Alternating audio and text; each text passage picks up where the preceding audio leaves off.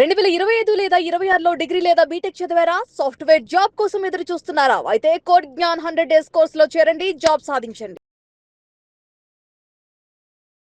Friends, దాంపత్య జీవితం గురించి, సంసార జీవితాల గురించి, వాటి నుండి వచ్చేటటువంటి ఒడిదుడుకుల గురించి, న్యాయపరమైనటువంటి విషయాల మీద చర్చించడానికి ఈ వేదికను మనం ఎంచుకోవటం జరిగింది.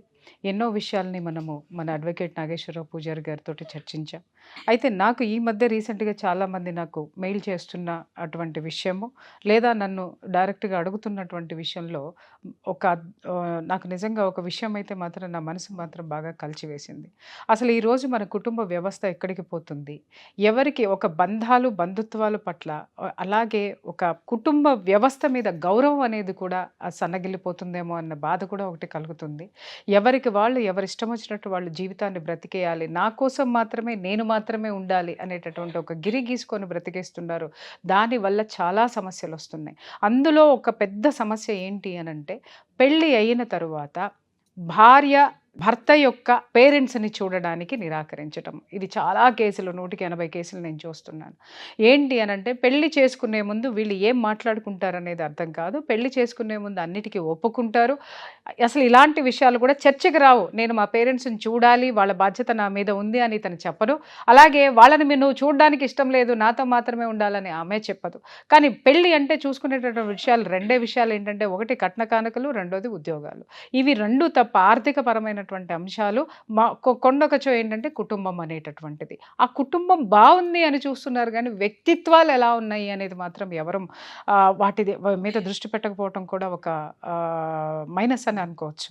ఇక్కడ ఏంటంటే, భార్య భర్త యొక్క తల్లిదండ్రుల్ని చూడడానికి నిరాకరించటము, అలాగే భర్త తన తల్లిదండ్రుల కోసం పంపించాల్సినటువంటి మెయింటెనెన్స్ ఇవ్వడానికి కూడా నిరాకరించటము, అలాగే వాళ్ళకి ఏదైనా హెల్త్ ఇష్యూస్ వచ్చినప్పుడు తన దగ్గర పెట్టుకొని వైద్యం చేయించాలన్నా కూడా ఆమె సహకరించకపోవడము, ఇలాంటి ఎన్నో అంశాలతోటి భర్తలు చాలా బాధపడుతున్నారు. ఆ కుటుంబాలు కూడా నరకం అనుభవిస్తున్నాయని చెప్పుకోవచ్చు.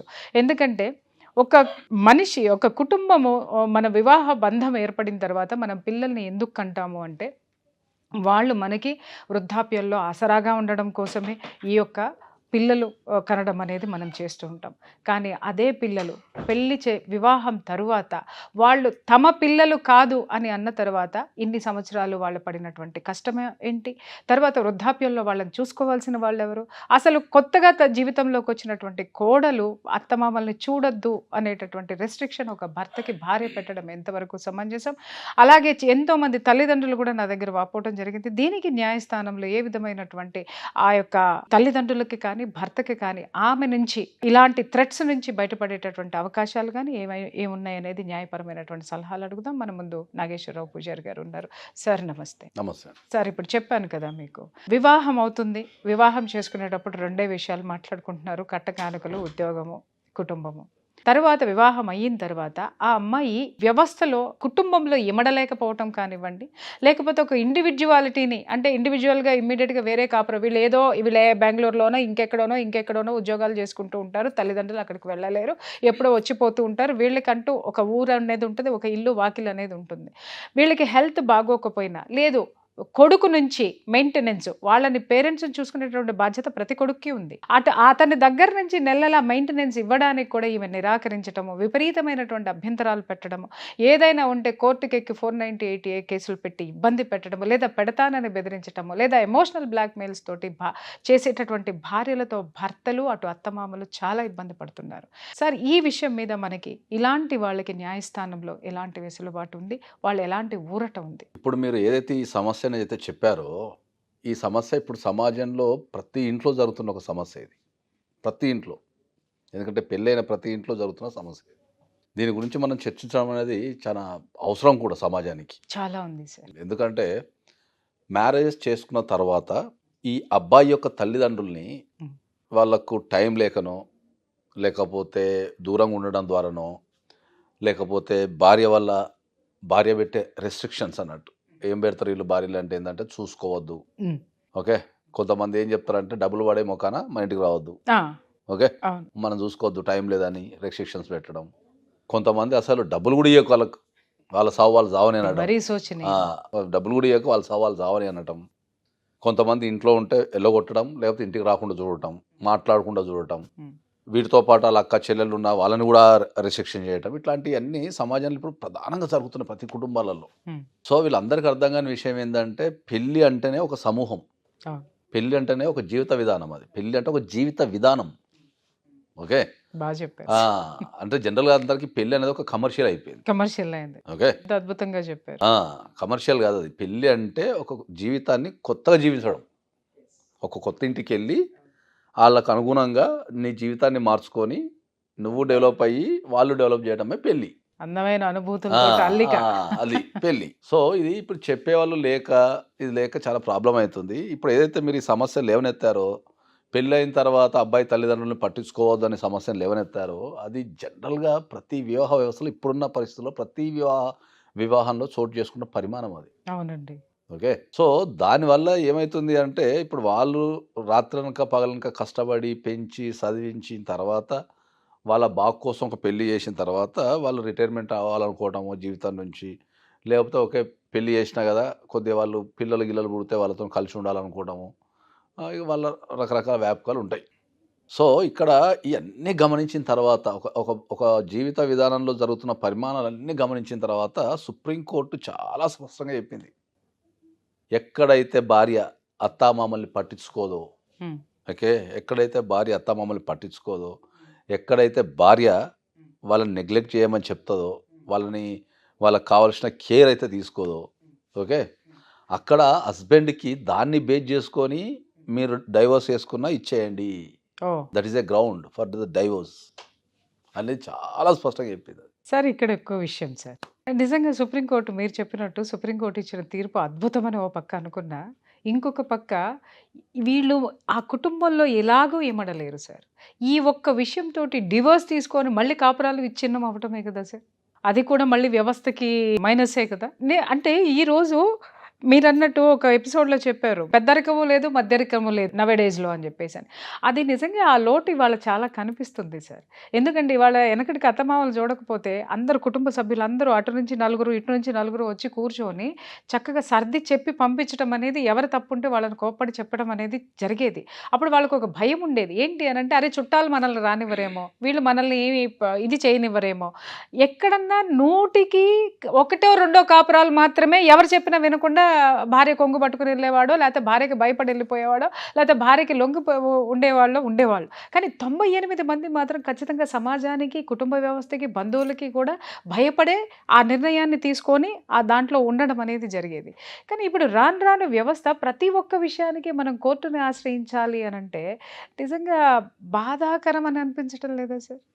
అంటే వ్యవస్థను మనం కూలదోసుకుంటున్నామా అని ఎక్కడో నాకు అనిపిస్తుంది. వ్యవస్థలో కూలదోసుకుంటున్నాము అంటే ఏంటంటే, మనది జనరల్గా ఏంటంటే మన భారతదేశం అనేది కుటుంబ వ్యవస్థకు పట్టుగొమ్మ ఫస్ట్. ఓకే. ఇంతగానం డైవర్స్ రేషియో పెరగడానికి కానీ, కోర్టులలో రద్దీ పెరగడానికి కానీ, పిటిషన్స్ పెరగడానికి కానీ ఏంటంటే, ప్రపంచం పటంలో ఇట్లా మనం పెట్టుకుంటే ఒక మాటకు వాల్యూ ఇచ్చేది భారతదేశంలోనే. మనకు మోరల్స్ ఎక్కువ కంపారిజన్ టు ఫారిన్ కంట్రీస్లో. మనకు మోరల్స్ ఎక్కువ. అంటే మోరల్ అంటే చేసే తప్పు అనేది మనకు చిన్నప్పటి నుంచి నేర్పుతారు. విలువలు నేర్పడము, మాట మీద నిలబడటము, ఒకరి కోసం త్యాగం చేయటం, ఇవన్నీ భారతీయుల రక్తంలో ఉన్నాయి. కాదు సార్, ఇప్పుడు ఆ మాటలు వినడం కూడా మనం ఎక్కడ వినట్లేదు. అవి భారతీయ రక్తంలో ఉన్నాయి అవి. ఓకే.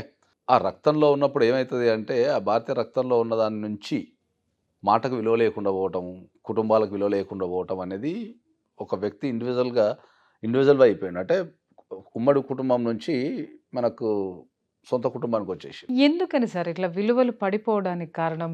మీ వ్యూ ప్రకారం చెప్పండి, మీ అనాలిసిస్. డెవలప్మెంట్. ఏం డెవలప్మెంట్ ఉంది సార్? మనం ఏదైతే మనకి పీఠం ఉందో కుటుంబ వ్యవస్థ. మేడం ఒకటి, మనం జీవితంలో అన్ని చూసినాం కాబట్టి మనకి ఏది అనిపించదు. ఓకే. జీవితంలో అన్ని చూసేసినాం కాబట్టి మనకు డెవలప్మెంట్ ఏముంటుంది?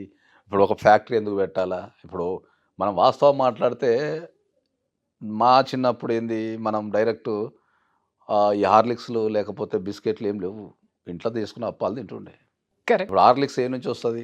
బియ్యం పొట్టు మీద నుంచో, లేకపోతే గోధుమల పొట్టు నుంచో బయట పొట్టు తీసి హార్లిక్స్ వేసి మనకు పనికిరాని చెత్త మనకి ఇస్తున్నారు. అవును. మళ్ళీ మనం ఏం చేస్తున్నాం, మళ్ళీ హార్లిక్స్ వేసేసి ఎస్ పొట్టు తీయని బియ్యం తినడానికి ఇష్టపడడం లేదు. ఇష్టపడట్లేదు.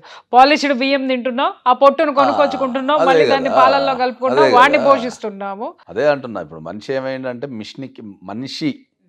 మనిషికి అలవాటు పడటం కంటే మిషన్కి అలవాటు పడ్డాడు. బా ఎంత వాల్యుబుల్ వర్డ్ అండి అది ఇది. ప్రాబ్లం. మనిషికి అలవాటు పడటం కంటే మెషిన్ కి అలవాటు మిషన్కి పడ్డాడు. అలవాటు. ఎగ్జాక్ట్లీ. సో ప్రతిదీ ఇతను కూడా మిషన్లోనే. యాంత్రికంగా తయారైపోయాడు. యంత్రాన్ని మిషన్లనే చూసుకుంటున్నాడు. యంత్రాన్ని ఆశ్రయించి మిషన్లనే. యాంత్రికంగా ప్రతిదీ మారాడు. లైఫ్ అంతా మిషన్లోనే అయిపోయింది. మీరు ఏ రకంగా చూసినా కూడా లైఫ్ మార్నింగ్ నుంచి ఈవినింగ్ దాకా మిషన్లోనే అయిపోయింది. Really sir. ఒకప్పుడు మనం ఫుడ్ తినాలంటే కనీసం అట్లీస్ట్ నడుచుకుంటా పోయి ఎక్కడన్నా ఆఫీస్లో ఉన్నామో లేకపోతే ఎక్కడన్నా ప్రయాణం చేసేటప్పుడు మనం నడుచుకుంటా పోయి ఇక్కడ హోటల్ చూసుకొని కూర్చొని తింటుండే. నలుగురు గోడల మధ్యలో నలుగురితో మాట్లాడి నలుగురిని చూసుకుంటా తింటుంటే అవును, ఒక కళ్ళకు వింపుంటు ఉండే. ఇప్పుడు నువ్వు ప్రపంచంలో ఏడ కూర్చున్నా బటన్ నొక్కితే నీ దగ్గరగా నువ్వే వస్తుంది. తింటుంటుంది. ఇంకొక విషయం నువ్వు సార్, మనిషిని ఏడ చూస్తున్నావు, వాకింగ్ ఏడ చేస్తున్నావు, ఒక మనిషితో నువ్వు ఏడ పరిచయం చేసుకుంటున్నావు, ఇంటరాక్ట్ అవుతున్నావు. Yes. నీకు ఆకలైంది, మిషన్ తీసుకోవాలా, కొట్టాలా, వాడు వస్తాడు, తినాలా, పడేయాలా, కథం అయిపోయి ఇంకేముంది. ఎప్పుడైతే ఒక మనిషితోని ఇంటరాక్షన్ తెగిపోతుందో అప్పుడు ప్రాబ్లం స్టార్ట్ అయిపోతుంది. నిజంగా చాలా విచారించదగ్గ విషయం సార్. సింపుల్ అది. సార్ మార్పు రాదంటారా? రాదు. ఇక జీవిత విధానం మారిపోయింది. కానీ మీరు అలా అంటే నాకు ఎక్కడో టక్కమని ఇలా కొట్టుకుంటుంది సార్. ఇంకా కొట్టుకునేదే ఉంటుంది. నిజంగా బాధగా ఉంది. కాదు సార్, ఎన్నో విప్లవాలు మనిషిలో చూసాం మనం. మార్పు అనేది రాదు. ఇంకా అది ఇప్పుడు అంతా కమర్షియలైజే మాట్లాడాలి మనం. ఇప్పుడు అవసరమే, ప్రేమలు లేవు, అవసరం మాత్రమే ఉంది, అంతే. అవసరమే. కానీ ఇది చివరికి ఎటు లీడ్ చేస్తుంది? అటవిక సంస్కృతికి మనం వెళ్ళిపోతున్నామని అనిపించడం వచ్చేసాం లేదా? ఆల్రెడీ. ఆల్రెడీ ఉన్నాము, అదే అనిపిస్తుంది. అటువైపు వచ్చేసి ఆ ఆకలినప్పుడు సమాజంలోనే తినడం, ఉన్నాం. కాల్చినప్పుడు ముద్దు పెట్టుకోవడం. Yes yes. అంతే. ఒక మనిషిని ఎప్పుడు కూడా ఇప్పుడున్న సమాజంలో ప్రేమగా దగ్గర తీసుకోలేము. కాదు సార్, మనము ఆ సంస్కృతి నుంచి ఆ దీని నుంచి ఒక బంధం అని కానీ ఒక కుటుంబ వ్యవస్థను ఏర్పరచుకుని మళ్ళీ తిరిగి మనం అటే పురోగమిస్తున్నాం ఏంటి సార్? తిరోగమిస్తున్నాం, పురోగమించట్లా. అక్కడి నుంచి పురోగమించి మళ్ళీ పురోగమనం నుంచి తిరోగమనం వైపు వెళ్తున్నాం అంటే నిజంగా చాలా బాధాకరమైన కదా. విషయం. ఏడొచ్చినా అడికి వెళ్ళిపోతాం మళ్ళీ. వాల్యుబుల్ వర్డ్స్ అండి నిజంగా. భూమి గుండా తిరుగుతుంటది, ఏడొచ్చి అడికి వెళ్ళిపోతుంది. అది లైఫ్. మళ్ళీ అటవికి జీతానికి వెళ్ళిపోతుంది మళ్ళీ అంతే. వావి లేదు, వర్షాలు వర్షాలు లేవు. లేవు. మో అసలు అవి చెప్పకండి, జీవితంలో కడుపులో ఎక్కడో మోసాలు. తిప్పుతూ ఉంటది నాకు. ఎవరికి కూడా ఒక ధైర్యం వావి వర్షాల ఇవ్వగలిగే గురించి. శక్తి లేదు, Yes, ఒక వ్యక్తిని కాపాడుకునే గుణం లేదు.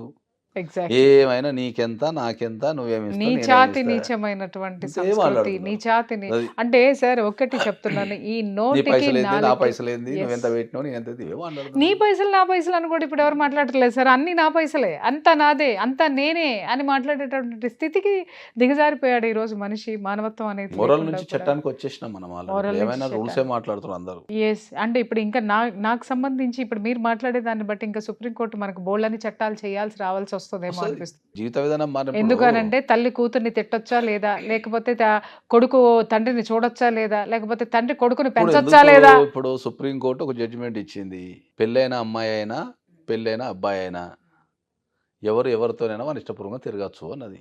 అవును. అవి ఎన్ని సంసారాల్లో చిచ్చులు పెట్టట్లేదా సార్? సంసారంలో చిచ్చులు పెట్టడం అంటే అదే చెప్పినా కదా, దీంట్లో మోరల్ వేరు, చట్టం వేరు. ఇది చాలా మందికి అర్థం కాదు. ఇది చాలా ఇప్పుడు ఎస్. అందరు వచ్చి జనరల్ కదా మాట్లాడుతుంటారు కదా, మాట్లాడేటప్పుడు ఏమైందంటే మోరల్ వేరు, చట్టం వేరు. ఓకే. చట్టానికి దానికి Morals కి సంబంధం మోరల్స్ లేదు. ఉండదు, చట్టానికి మోరల్ ఉండదు. ఓకే. మనం మోరల్ మాట్లాడితే చట్టం మాట్లాడదు, చట్టం మాట్లాడితే మోరల్ మాట్లాడదు, అంతే.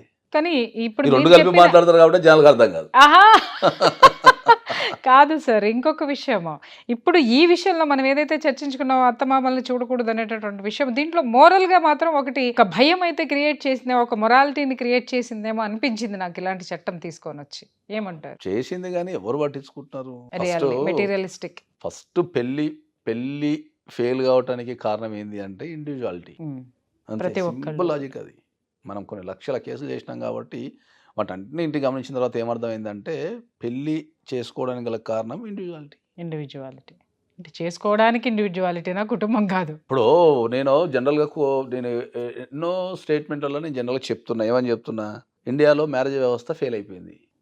నన్ను బాగా తిడుతున్నారు, ట్రోలింగ్ చేస్తున్నారు, తిడుతున్నారు, అసలు నువ్వు డైవర్స్ తీసుకున్నావు అని అడుగుతున్నారు. I have a beautiful wife. వాళ్ళందరికీ I have a beautiful wife and 2 children. I'm staying with them. మా లైఫ్లో ఒక గొడవ కూడా లేదు. నేను ఒక్క విషయం జనాలకి చెప్తాను సార్, ఇంత డివోర్స్ ఎక్స్పర్ట్ ఆయన డివోర్స్ తీసుకోలేదు. దాని వెనక కారణం అర్థం చేసుకోవాలి. అది తర్వాత ఎందుకంటే ఆయన కుటుంబ వ్యవస్థకి ఇచ్చేటటువంటి విలువ. ఇంకొకటి, సార్కి నేను లాస్ట్ ఎపిసోడ్లో మాట్లాడుతున్నప్పుడు మీ గురించి చెప్తున్నప్పుడు ఎవరో కింద కామెంట్ పెట్టారు, సార్ని మాట్లాడనివ్వండి అనేసి. సార్ని మాట్లాడించడానికే నేను ఇక్కడ కూర్చోబెట్టానమ్మా. కాకపోతే ఏంటంటే నేను కొంత విశ్లేషించాల్సినటువంటి అవసరం ఉంది. I'm not an anchor. నేను ఇక్కడ కూర్చొని ప్రశ్నలు అడిగే ఉద్యోగంలో నేను కూర్చోలేదు. విషయాన్ని చర్చించడానికి ఇక్కడ కూర్చున్నాను సార్ తోటి. అదొకటి గుర్తుపెట్టుకోవాలి. రెండోది ఏంటంటే, సారు ఫ్యామిలీ కౌన్సిలింగ్ ఇవ్వడం మీరు ఎప్పుడైనా చూసారా? ఎన్ని వందలు ఆయన దగ్గరికి వచ్చేటటువంటి రోజుకి కనీసం ఒక 50 అన్నా వస్తాయా సార్ డివోర్స్ కేసులు? వస్తే ఆయన టేకప్ చేసేది దాంట్లో మొత్తం 50 కేసెస్లో కూడా 48కి కౌన్సిలింగ్ ఇవ్వడానికే ఆయన ట్రై చేస్తారు. ఎప్పుడు కూడా ఇక నాకు విడాకులే కావాలి, అవతల వాళ్ళ నుంచి ఏమీ లేదన్నప్పుడు డైరెక్ట్గా డివోర్స్కి వెళ్ళి కోర్టులకు వెళ్తాయేమో, కానీ 48 కేసులు కూడా ఇరువురిని కూర్చోపెట్టి కౌన్సిలింగ్ ఎలా ఇస్తాడు అని అంటే, భర్తకి భార్య కాళ్ళు పట్టుకోమంటాడు, భార్యని భర్తకి లొంగి ఉండమనే చెప్తాడు ఆయన. రెండు చెప్తాడు, ఎదురుకుండా కూర్చోబెట్టే చెప్తాడు, ఇద్దరిని తిట్టి మరీ చెప్తాడు ఆయన, లేకపోతే బ్రతమిలాడి చెప్తాడు, లేకపోతే ఏమైంది, మీకెందుకు ఇంత అహం అనేసి అని కూడా వాళ్ళ అహాల్ని కూడా ఆయన ఉద్దేశించి మాట్లాడతారు. కింద ట్రోలింగ్ చేయడం అనేది సరే, అది మీ యొక్క విఘ్నత, కానీ ఒక మనిషిని విమర్శించేటప్పుడు ఆ స్థాయి ఏంటి, వాళ్ళ గురించి మనకు పూర్తిగా తెలుసా లేదా అనేటటువంటి విషయాన్ని తెలుసుకుని మీరు మాట్లాడండి. ఇక్కడ నేను కూడా సార్ని కూర్చోబెట్టి పదే పదే డివోర్స్ కేసుల గురించి నేనెందుకు చూస్తున్నారంటే, ఒక ఫ్యామిలీ కౌన్సిలర్గా నాకు తెలుసు మేము ఎంత చెప్పినా ఎవ్వరూ వినట్లేదు. కొన్ని కాపురాలు అయితే ఎంత కలుపుదామన్నా కూడా వాళ్ళు కలిసే పొజిషన్లో లేరు. కొంతమంది ఎంత కలిసిపోదామో మాకు దారి చూపించండి అంటే కూడా వాళ్ళకి దారులు దొరకడం లేదు. అంత భయంకరంగా వివాహ వ్యవస్థ నాశనం అయ్యింది. అదే డివోర్స్ అనేటటువంటి టాపిక్ ఇక్కడ ఎందుకు ఉంది అని అంటే, ఆరోగ్యకరంగా విడిపోండి లేదా ఆరోగ్యకరంగా కలిసి ఉండండి, కలిసి ఉంటే ఆరోగ్యకరమైనటువంటి వాతావరణాన్ని ఏర్పాటు చేసుకోండి అని చెప్పడమే ఈ వేదిక ఉద్దేశం. Anyhow, thank you so much sir, మంచి విషయాలను చెప్పారు.